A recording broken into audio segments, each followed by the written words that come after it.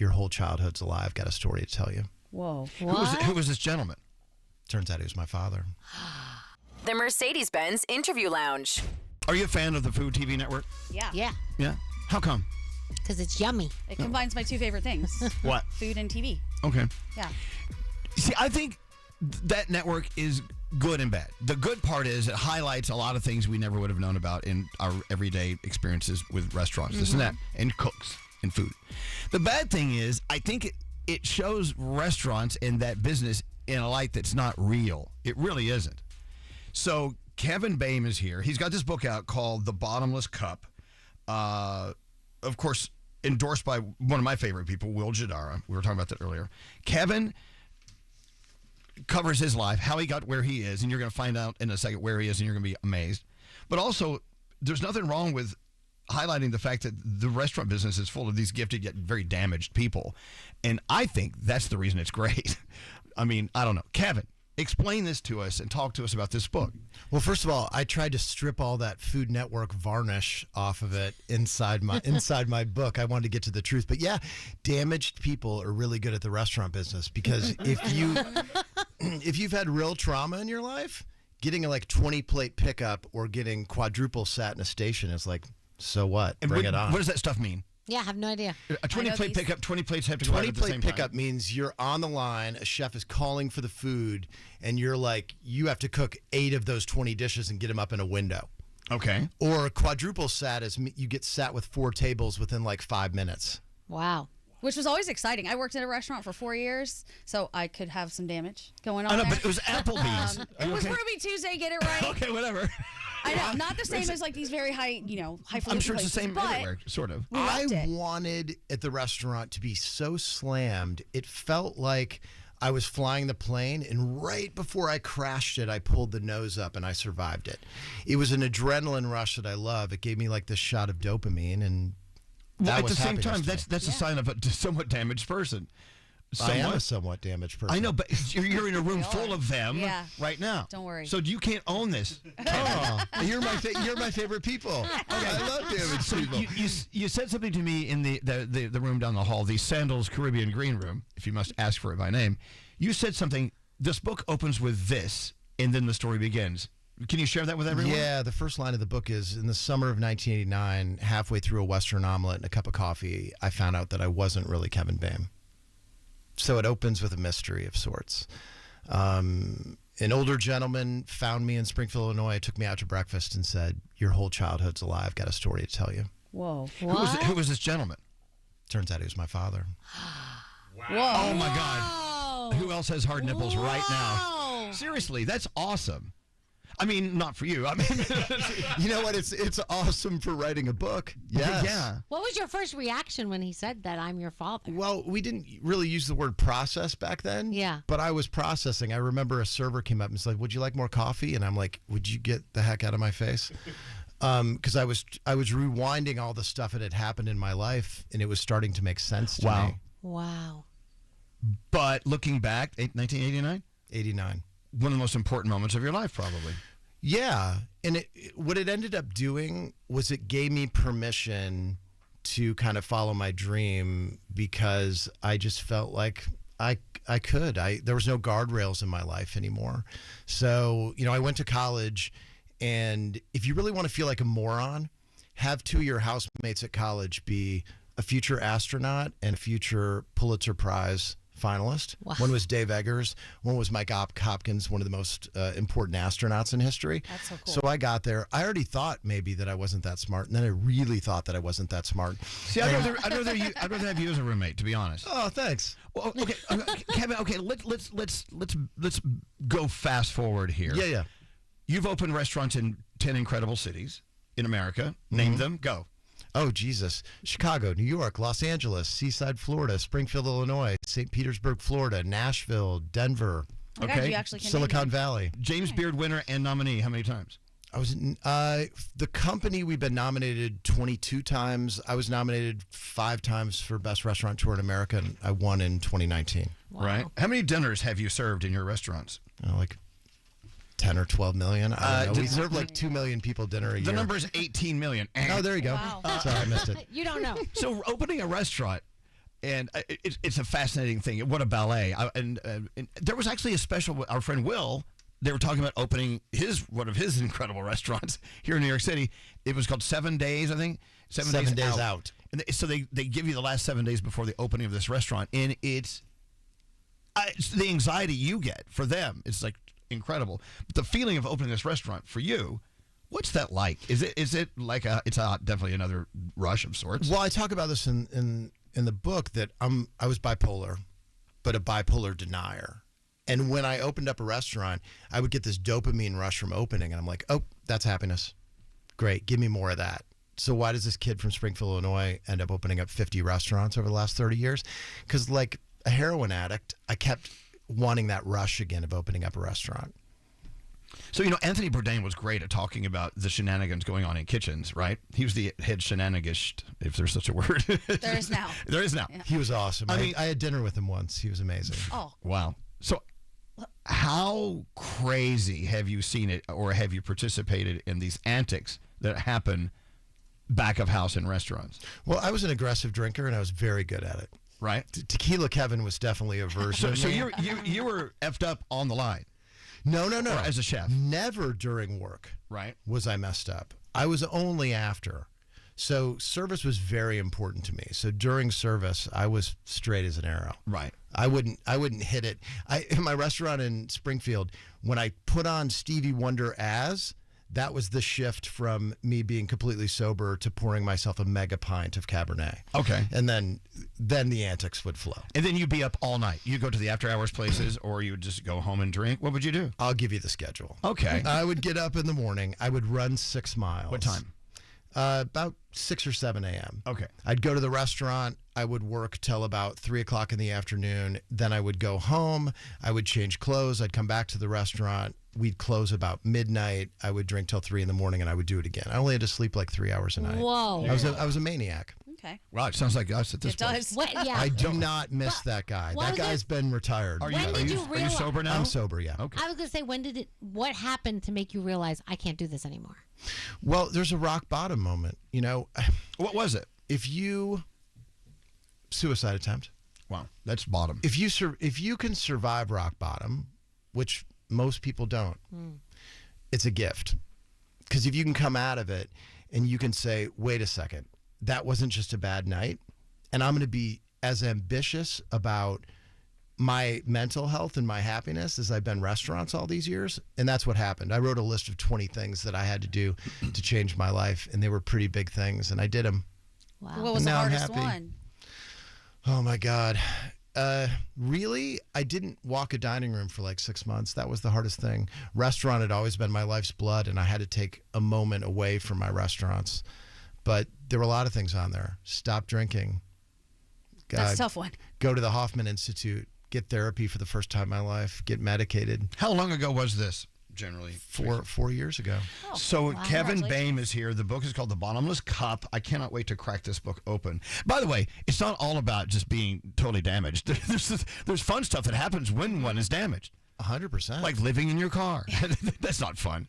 You were living in your car.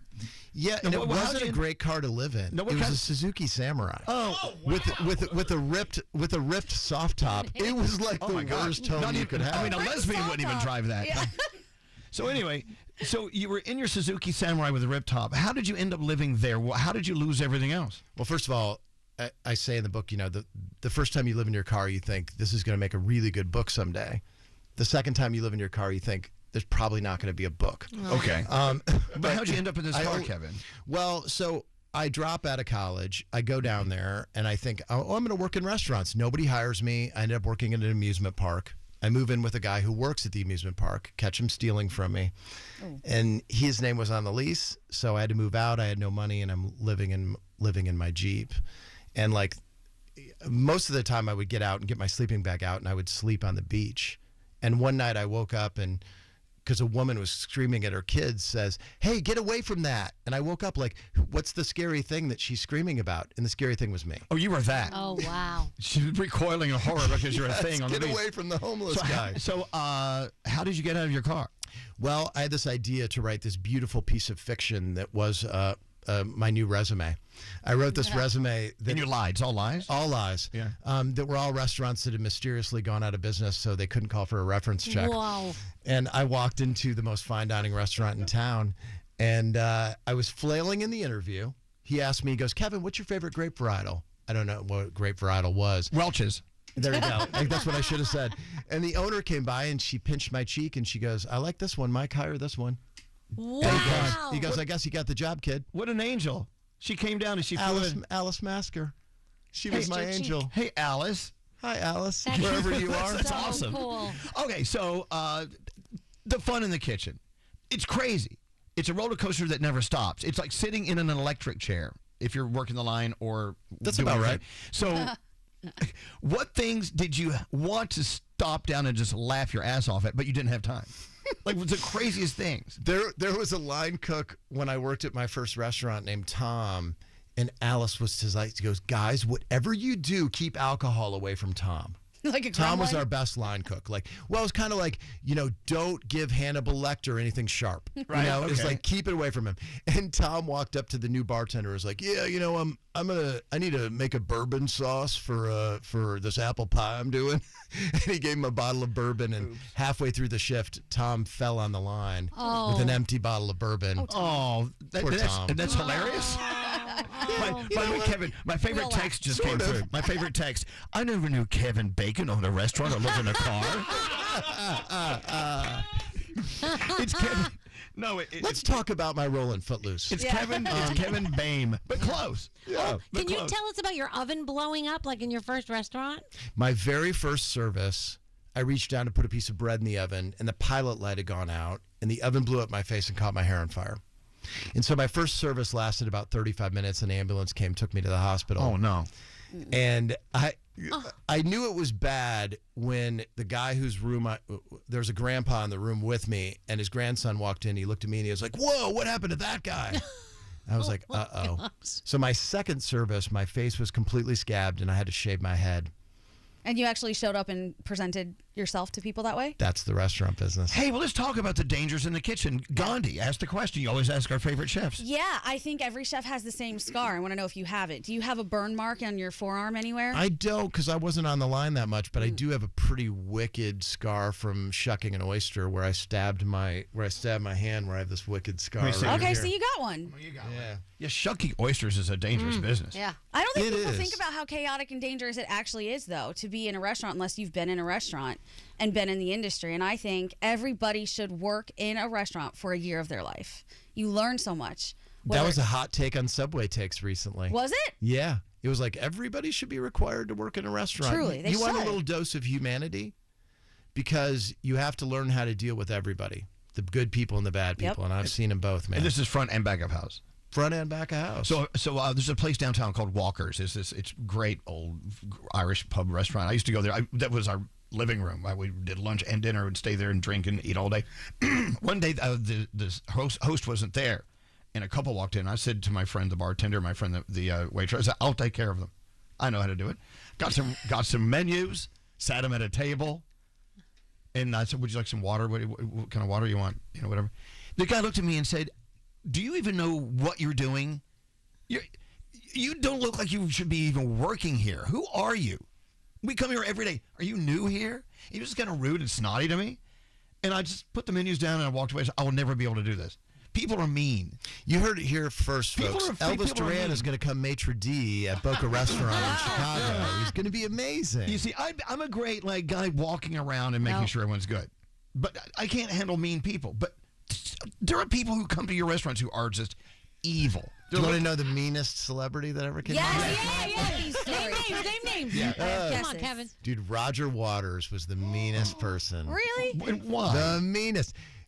He walked into the restaurant, and we were getting his table set and ready, and my partner just said to me, he goes, hey, how was San Diego last night?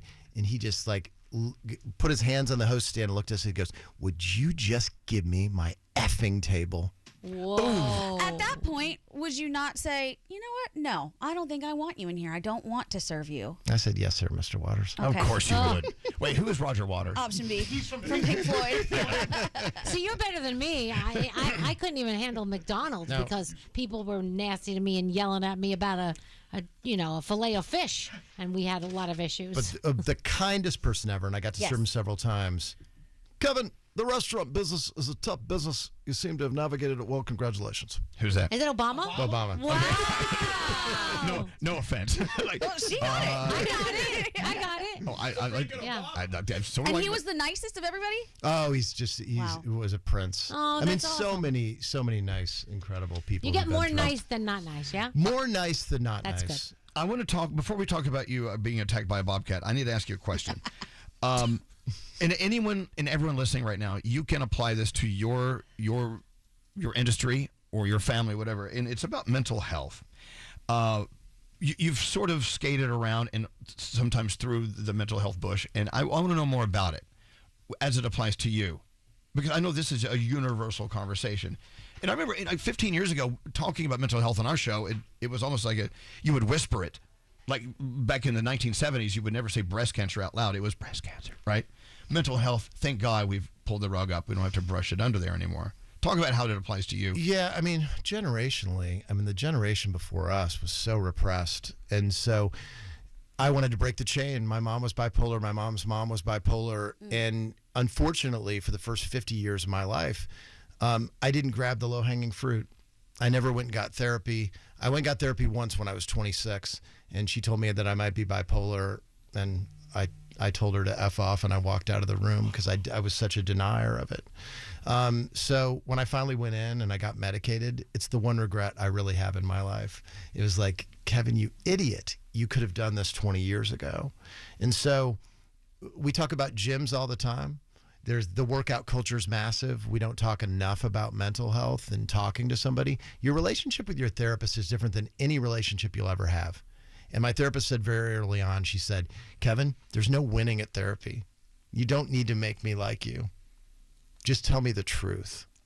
And that relationship for me has been so beneficial. So the combination of that and getting medicated. And so that's my purpose in life moving forward, is talking to people about how happy I become because I threw the kitchen sink at my own happiness. And I have pillars for my own happiness now. One, do I have purpose in my life? And is my reasoning behind that purpose a noble one? Is it not for vengeance or ego or capitalism? Two, do I encounter the people that I like and love while I'm doing that purpose? And three, do I like myself as the protagonist in my own story? So your story in this book tells us how, through your journey, It does. conquered or at least admitted to needing to conquer a lot of these things. 100%. So what is it about the restaurant business that attracts this crazy crowd of people who are just definitely edgy, a lot of people? And I don't know how to describe it. I mean, you can better describe it. Well, I found my people, when I went into restaurants, I go, wait a second. These people know a lot about food and wine and art and music, and they're dangerous. I was like, and they go out till 3 a.m.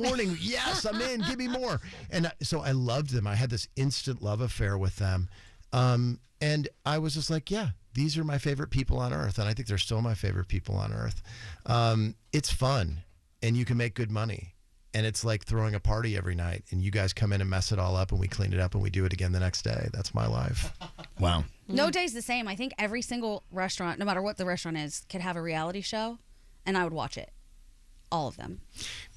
There you go. It's my life in a nutshell. My friend Michael Ealy's an actor. Oh, yeah, I know who that is. Super handsome fella. Yep. He was in a play here in New York, and the stage was a basketball court.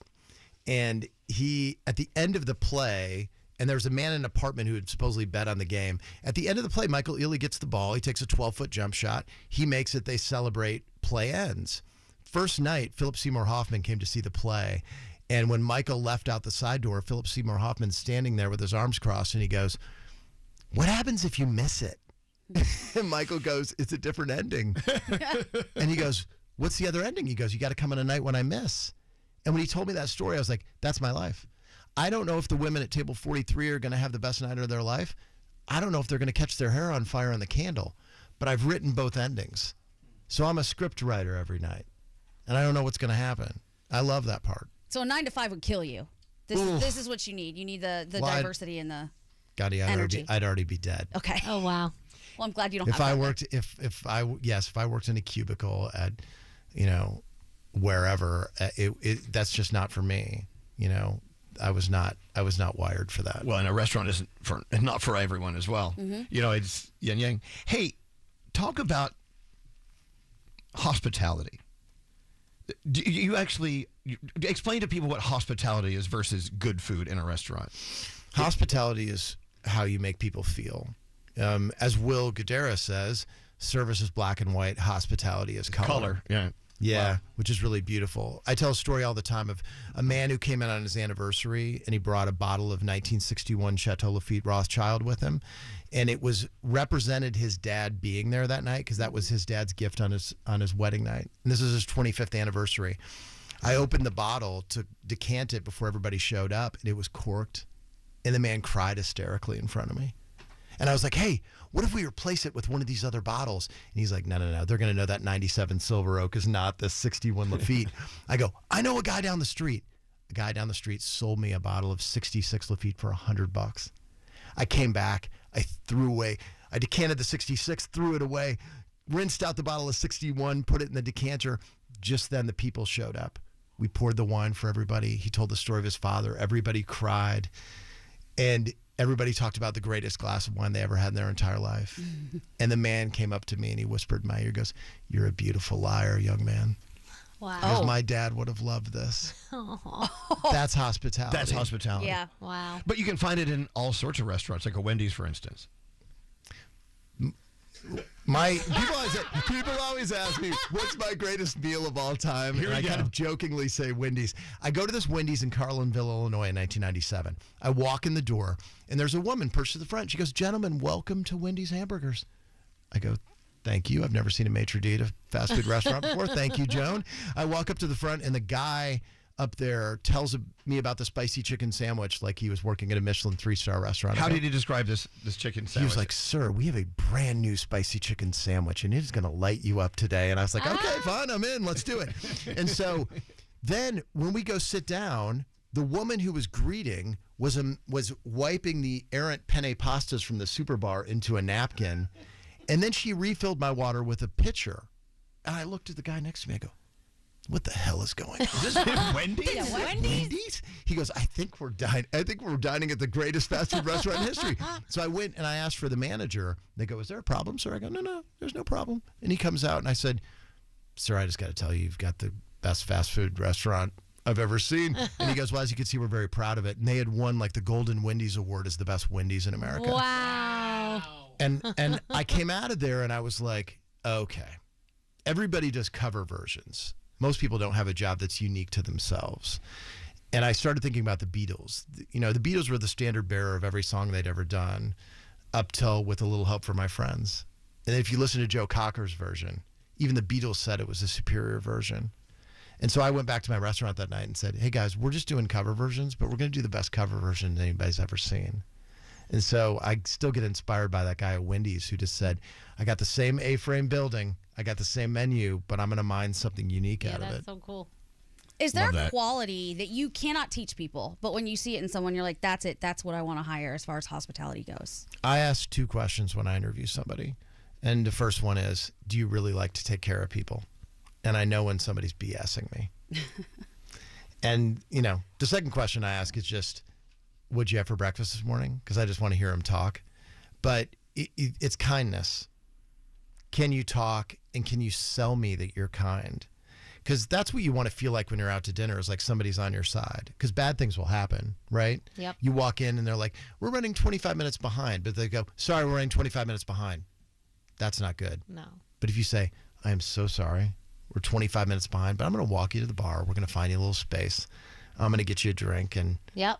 bear with us and be patient. I'm going to get you down as soon as I can. That makes the biggest difference in the world. Yeah. Yeah. So who in this room do you think is selling kindness versus is actually just kind? Yeah, Who's BSing you in this room right now? You are so kind. You are so kind. You and I are fast friends. All right, I'll You know, take it. Elvis has an edge to him, but I like it. Oh, he is all edge. Oh, you know nothing yet. Elvis. It's a razor. I'm going to light you up like a Wendy's chicken sandwich. You just wait. I have to tell you who this gentleman is. This is Kevin Boehm, and his book, The Bottomless Cup. I cannot wait. I'm going to rip into it today. We were begging for early copies because God forbid we spend $1 on our own. Yeah, I have my copy now, and if I would love for you to sign it. And I just love that everything you talked about today, even though it's very restaurant-centric and hospitality-centric, it can apply to any and everything you are doing in your life as you drive to work and listen to this. Yeah. Abso-friggin-lutely. You'll find that with almost everyone we interview in this room. And if they do not deliver that to you, then we didn't do our job to get it out of them. But we didn't have to do anything. It was effortless with Kevin because this book.